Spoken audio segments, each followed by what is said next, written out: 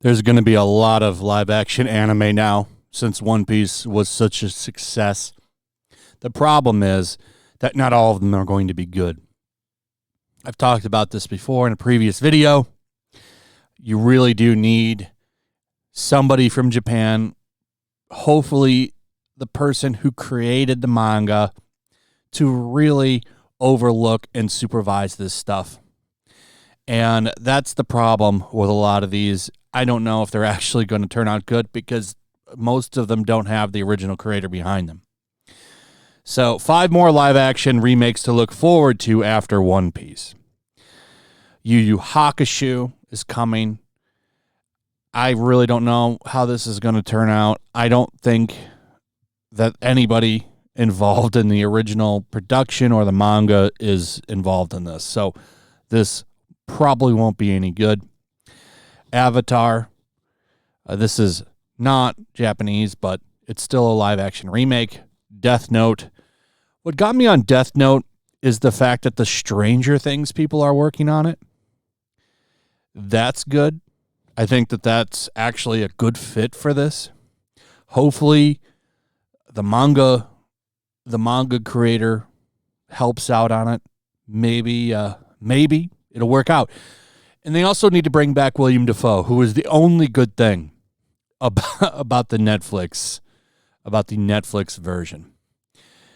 And then Hellsing. But here's the other one that's on here, and this one's funny.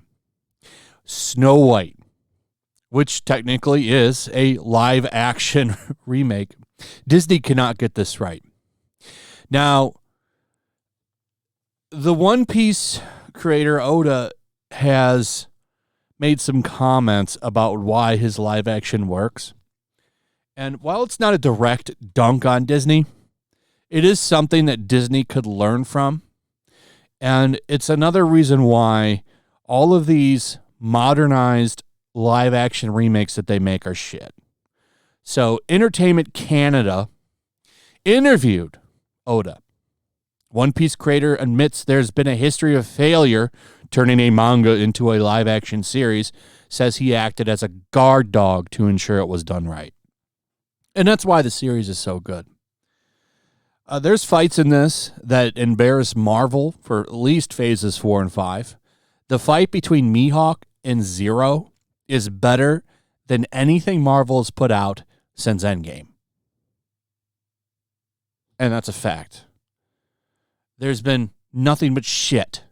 It's like they said, okay, well, we did good stuff before Endgame, but now we're going to make everything a female sitcom. And, well, not everything. They're just bad.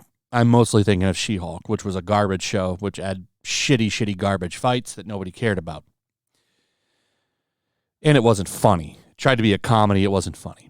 But everything that he says in this interview is true. And it's just funny that Disney can't get this right. It's almost like a dunk on Disney. I wish that he had been dunking on Disney. Oda spoke out about the show in an interview with the New York Times, revealing that he acted like a guard dog to make sure the Japanese anime series was being adapted in the correct way.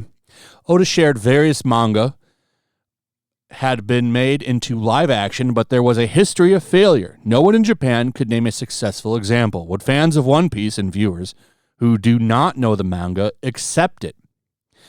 Yes, they did. As we talked about on Flashcast, there were several people, notably Tom from Midnight's Edge, is not a big anime guy, didn't get into the anime, tried to watch it, didn't care for it, but loved this show.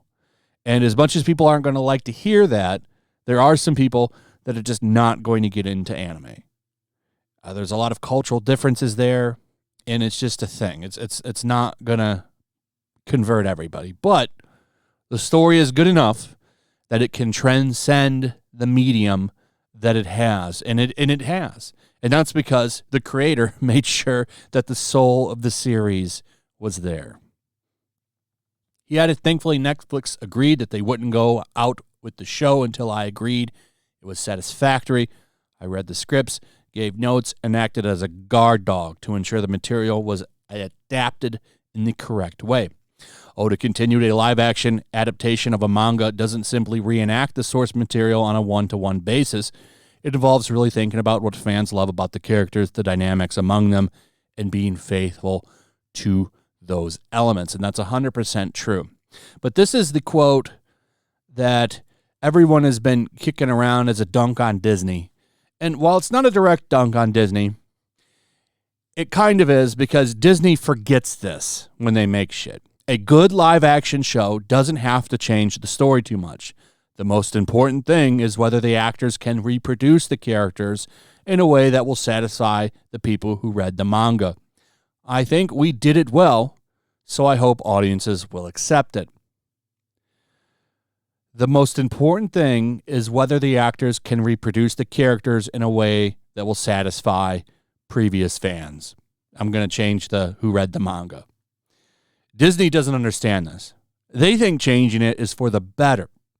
And this is why all of their stuff has failed. Well, most recently.